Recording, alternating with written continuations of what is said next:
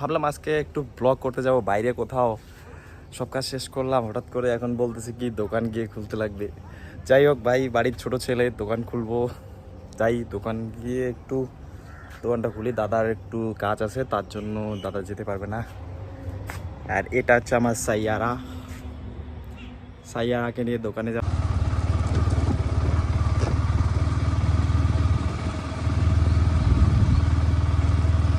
তো এটা হচ্ছে আমাদের কবরস্থান, কেউ মারা গেলে এখানেই মাটি দেওয়া হয়।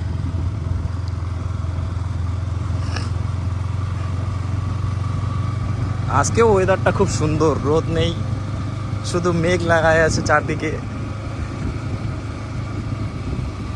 একটাই খারাপ লাগতেছে, বৃষ্টি হচ্ছে না, বৃষ্টির জন্য কেউ ধান টান বুনতে পারতেছে না। ভাবি একটা হয়, আর একটা ভাবলাম সানডেতে রাইড করতে যাব, ব্লগ বানাবো। কি সুন্দর ওয়েদার গাইস, একদম মাস্ট ওয়েদার। ব্লগটা কি সুন্দর হইতো সানডেতে।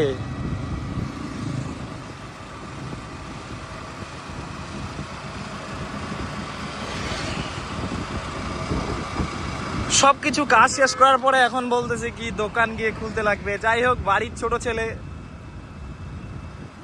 শুনতে তো হবেই।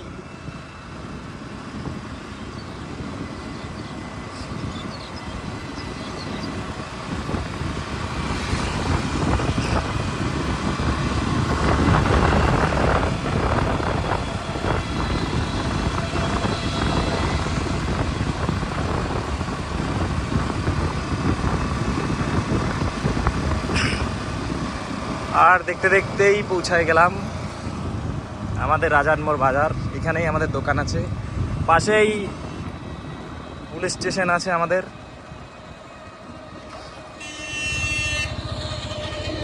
এটাই হচ্ছে আমাদের পুলিশ স্টেশন রাজারমোড়।